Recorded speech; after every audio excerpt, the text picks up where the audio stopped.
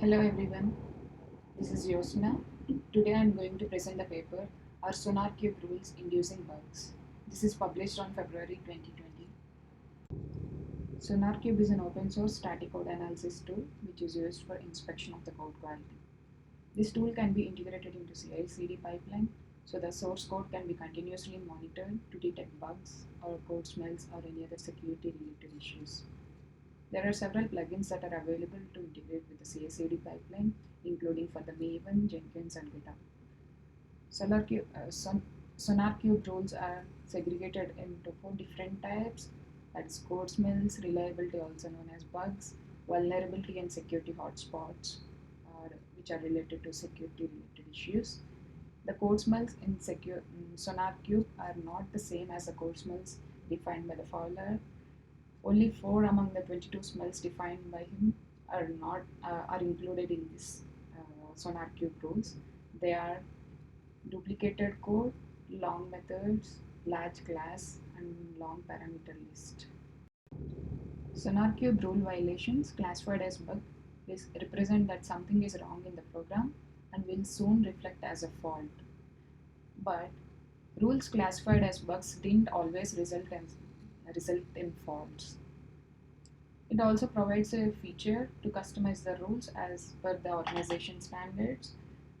But these rules are very subjective and not all developers agree to put a single rule commonly. The aim of this paper is to identify the SonarQube violation rules that are more fault prone and find the prediction accuracy of the SonarQube model. Also analyze the fault proneness of the SonarQube violations that are classified as bugs. This paper proposes to use machine learning techniques to identify the fault proneness of SQ violations and find the accuracy of SonarQube model with the accuracy parameters like precision, recall, and receiver operating characteristics. 21 open source projects were selected, which has 39,519 commits and 4,505 faults detected by the SonarQube. The SEZ algorithm here is applied on every commit to label the fault-inducing commit. The SQ violations introduced in each commit is considered as an independent variable to determine the fault-inducing commit. Among the 7 different classifiers used, machine learning classifiers used here in this project, XGBoost has a high prediction rate due to its faster computation and parallelization. Also, it is very scalable for higher dimensional data. During the first training, uh, seven machine learning techniques are used to predict the fault proneness of the SQ violations. And during the second training, drop column mechanism is used to increase the classification performance by repetitively testing every subset of the feature. Also, a tenfold technique is used to assess the validity of the model, and the prediction accuracy of each model is determined with the accuracy metrics precision and recall. Since recall and precision metrics only determine the positive outcomes of the prediction, confusion matrix is used to measure the true negative rates and false positive rates as well. The receiver operating characteristics and the area under the ROC are calculated from the true positives and true negatives that were determined from the confusion matrix earlier.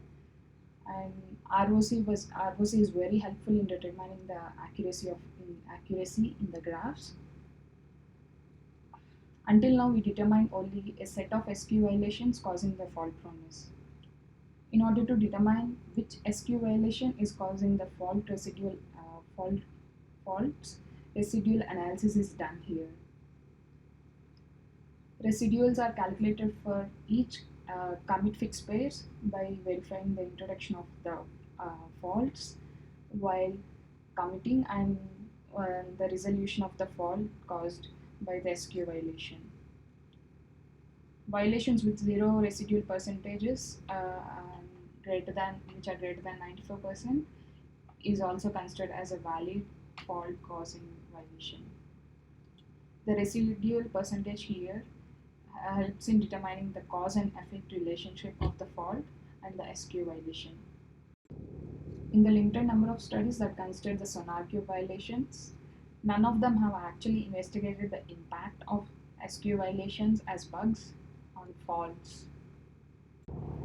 Among all the machine learning techniques, XGBoost was very accurate with an area under curve of 0.83.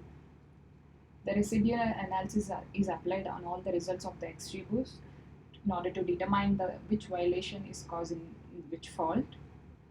Also, SonarQube rules like 1481 and 1144 are actually caused due to the unused private variable and which should be removed, and also due to the unused private method which should also be removed. SonarQube violation rules like 1143, 1147 and 1764 are considered as fault prone with very low importance of 0.14 from the XGBoost and with a residual greater than 95%. Majority of the SQ rules which are considered as bugs didn't actually cause the faults. There is still some chance that the results could be incorrect, as we have used the commit tags for identifying the faulting inducing commits. Not all the developers might use the right commit tag while committing, so there is still some ambiguity. Uh, Also, the commits from 2015 to 2018 are taken for analysis, and there are chances that very few have appeared, and there are still more faults which could be appear later. Uh, Also, the chances that the SZ algorithm didn't identify the results correctly could also be a problem. So, in conclusions, not all SQ rules classified as bugs by SonarQube are actually fault prone. Only very few have considered to appear as bugs. And it is very essential to classify the bugs properly, as it could lead to more code refactoring um, and cause hardship for readability and maintenance. Also, the severity of the rules has no impact on the fault proneness. This paper basically investigates what could happen if a specific SonarQube violation would not have been introduced in the code, and if the number of faulty classes decrease in case the violation is not introduced. They compared 4 ML techniques applying the same technique on a modified version of the code where they manually removed the violations. Only 20% of the faults were avoidable if the code smells would have been removed. So this paper looks at a pretty different side on this problem. This paper proposes a technique to prioritize the technical depth. It basically uses a Bayesian approach to build the prediction model that determines the technical depth proneness of each class. It also requires manual input of a defect and change the prone metrics. In this paper, this model was not applied on all SQ violations, but this approach can be used to rank the SQ violations.